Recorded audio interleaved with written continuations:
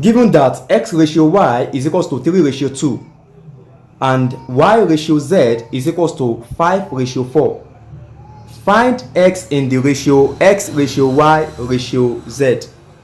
We are still going to go the same way. We are given that x ratio y is equals to 3 ratio 2. X ratio y is equals to 3 ratio 2. And y ratio z is equals to 5 ratio 4. 5 y ratio z is equals to 5 ratio 4. Now we are asked to find x. Find x in x ratio y ratio z.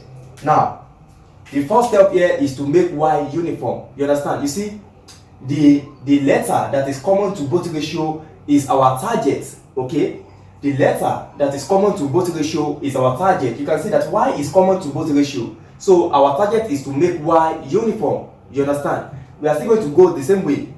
To make y uniform, I'm going to multiply the first ratio by the value of y in the second ratio.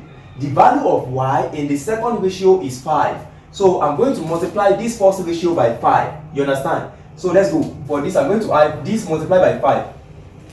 So x ratio y will now become, x ratio y will become 5 times 3 is what? 15. 15 ratio, then 5 multiplied by 2 is 10. You understand? So this will be 10.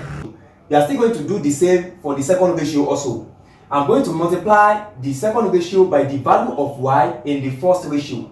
The value of y in the first ratio is what? 2. You understand? So I'm going to multiply this by 2.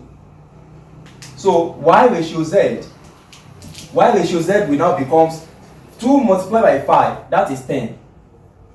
2 multiplied by 4, that is 8. So therefore, the second ratio becomes 10 ratio 8. You understand? In this case, we have made the value of y uniform. That is, the value of y for the first and second ratio are now the same. Now, we cannot determine x ratio y ratio z. X ratio y ratio z now is 15. The value of x in this ratio is what? 15. So I'm going to have 15 ratio. The value of y in this ratio, in both ratio now is 10. You understand? The value of y in both ratio is 10. So I'm going to have 15 ratio 10 ratio. The value of z in second ratio is what? 8. So x ratio y ratio z is 15 ratio 10 ratio 8. You understand? Now we are asked to find x in x ratio y ratio z. The value of x now is now 15. You understand? The value of x in x ratio y ratio z is what? 15. So this is the answer. You understand? So that's how to go about the question. Let's have one more example, okay? To watch the next class, kindly check the description of this video. You are going to see a link there. Click on that link, or you should check the playlist on this channel, okay? See you in the next class.